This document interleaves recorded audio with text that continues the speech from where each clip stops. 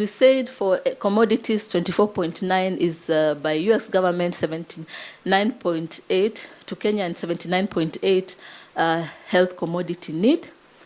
That is 24.9 out of the 79.8 commodity need. The recent stoppage of work order by the United States government has exposed our over-reliance on external donor funding for key health programs.